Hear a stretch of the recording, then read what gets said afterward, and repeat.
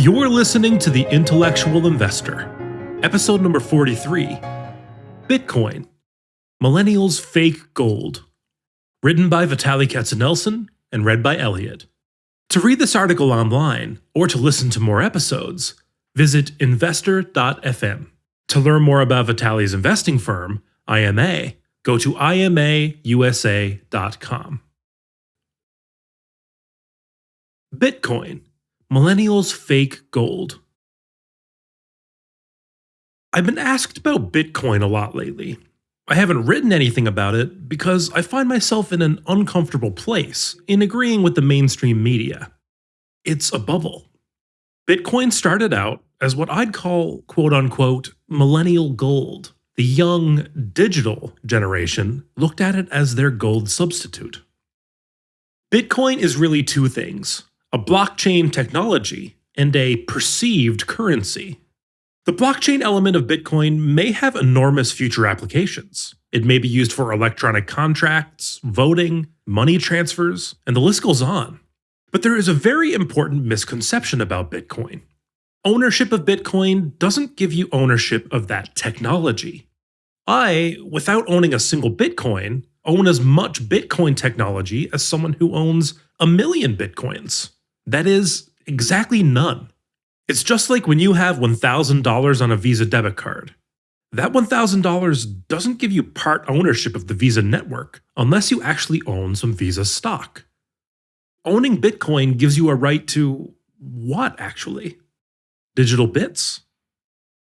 I can understand gold bugs and the original Bitcoin aficionados.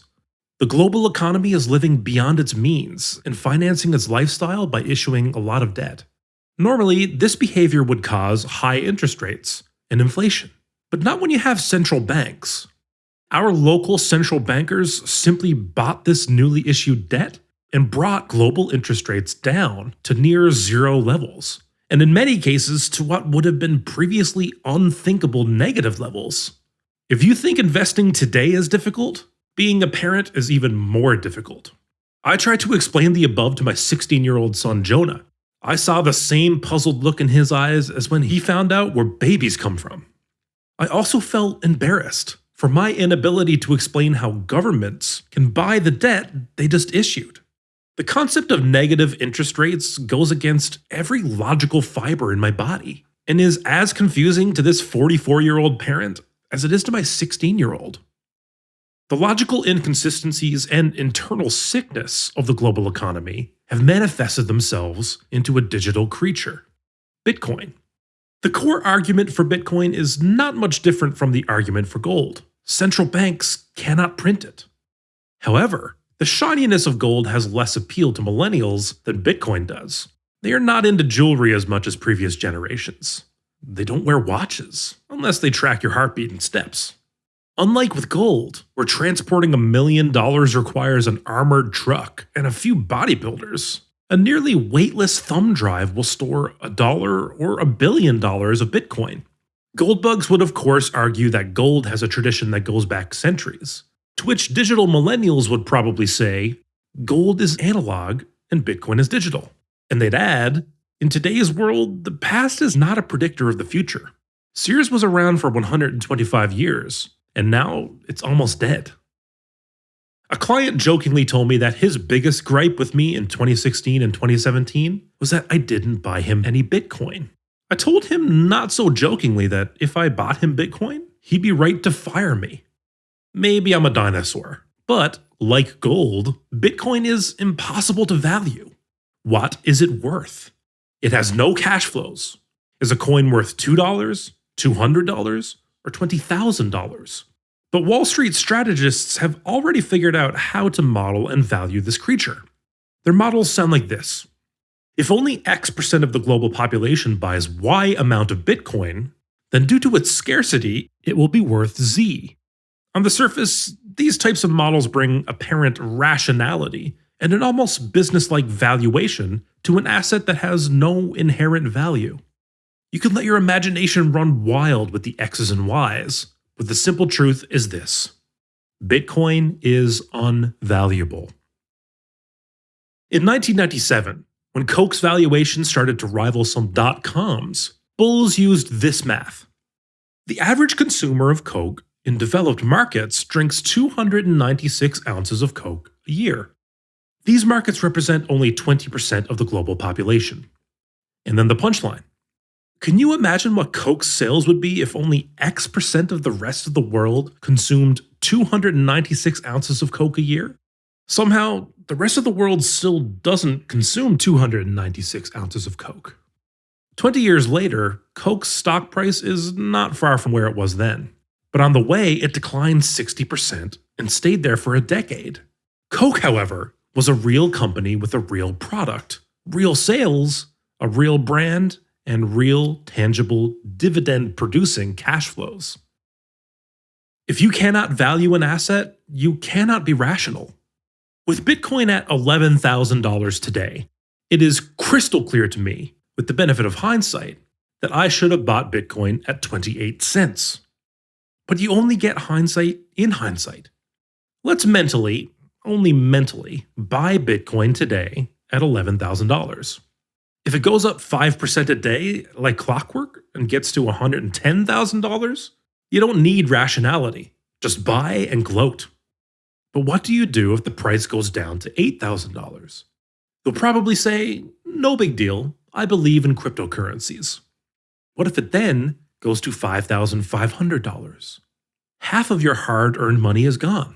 Do you buy more? Trust me, at that point in time, the celebratory articles you are reading today will have vanished. Awesome stories of a plumber becoming an overnight millionaire with the help of Bitcoin will not be gracing the social media. The moral support, which is really peer pressure, that drives you to own Bitcoin will be gone too. Then you'll be reading stories about other suckers like you who bought it at what, in hindsight, turned out to be the all-time high, and who got sucked into the potential for future riches. And then Bitcoin will tumble to $2,000, and then $100.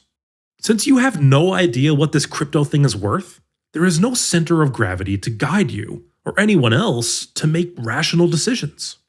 With Coke or another real business that generates actual cash flows, we can at least have an intelligent conversation about what the company is worth. We can't have one with Bitcoin.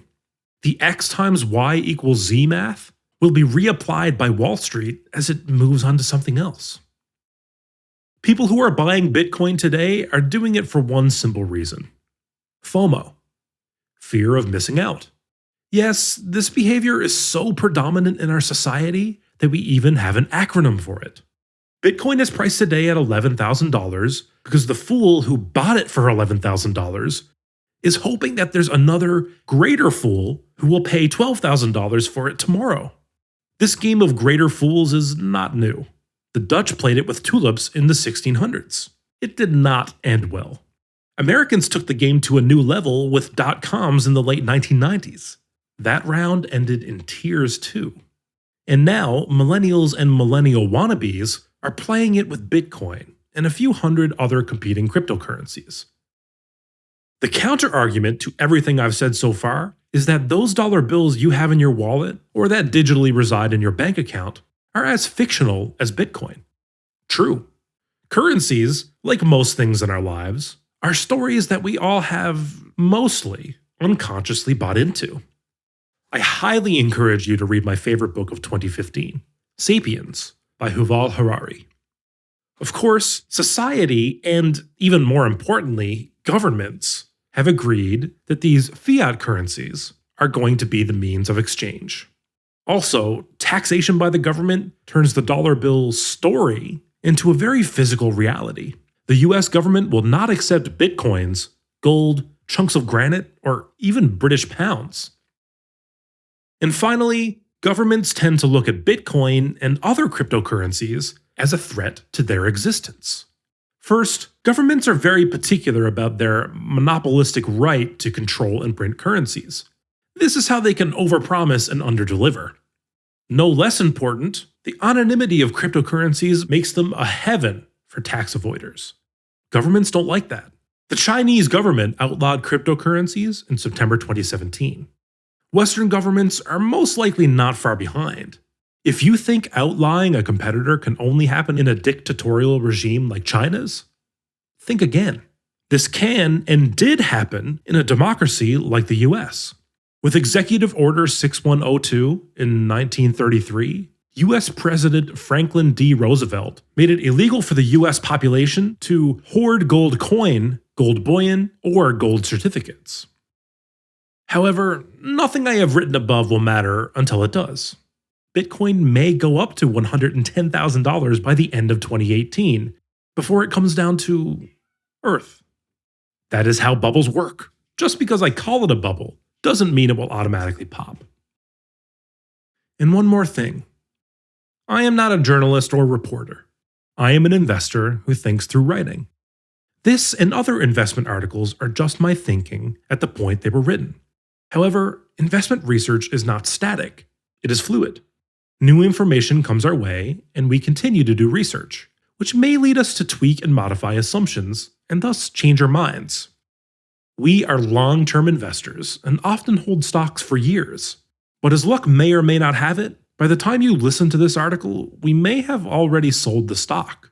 I may or may not write about this company ever again. Think of this and other articles as learning and thinking frameworks, but they are not investment recommendations. The bottom line is this. If this article piques your interest in the company I've mentioned, great. This should be the beginning, not the end, of your research. Thank you for listening. This and other investment articles by Vitaliy Katzenelson are based on value investing principles that were first brought down from the mountain by Benjamin Graham and later were popularized by Warren Buffett. To learn more about these principles, visit investor.fm and listen to the first episode of this podcast, titled The 6 Commandments of Value Investing. To learn more about how Vitaliy's investment firm uses these principles to create low-risk, long-term oriented portfolios, visit imausa.com. Enjoy life and prosper.